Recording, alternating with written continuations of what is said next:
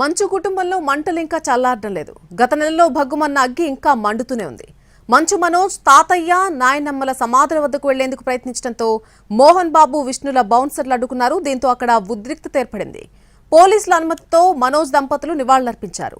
Manchu Manoj court ధిక్కరణకు పాల్పడ్డాడంటూ పోలీసులకు ఫిర్యాదు చేశారు మోహన్ బాబు. డైరీ ఫామ్ దగ్గర గేటు దూకి లోపలికొచ్చాడని కంప్లైంట్లో ప్రస్తావించారు.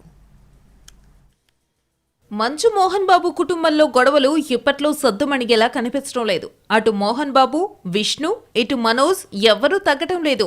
తాజాగా తిరుపతిలోని మోహన్ బాబు యూనివర్సిటీ వద్ద మరోసారి ఉద్రిక్తత చోటు చేసుకుంది. సినీ నటుడు మంచు మనోజ్ లోపలికి వెళ్లేందుకు ప్రయత్నించడంతో పోలీసులు అడ్డుకున్నారు. తాత, నాయనమ్మ సమాధులను చూసేందుకు ఎవరి అనుమతి కావాలి అంటూ పోలీసులతో వాగ్వాదానికి దిగాడు మనోజ్. యూనివర్సిటీలోకి వెళ్లేందుకు అనుమతి లేదని, కోర్టు ఆర్డర్స్ ఉన్నాయని పోలీసులు చెప్పారు.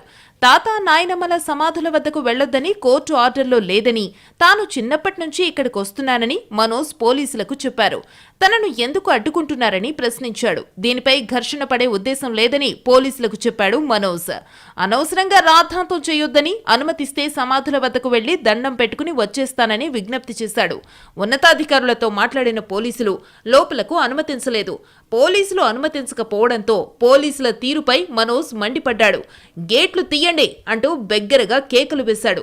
కాలేజీ ముందున్న దుకాణదారులను తీవ్ర ఇబ్బందులకు గురిచేస్తున్నారని మండిపడ్డారు. అవ్వాతాతల సమాధుల వద్దకు వెళ్లేందుకు వీలైతే జిల్లా ఎస్పీ దగ్గరకు వెళ్తానని మనోజ్ చెప్పాడు.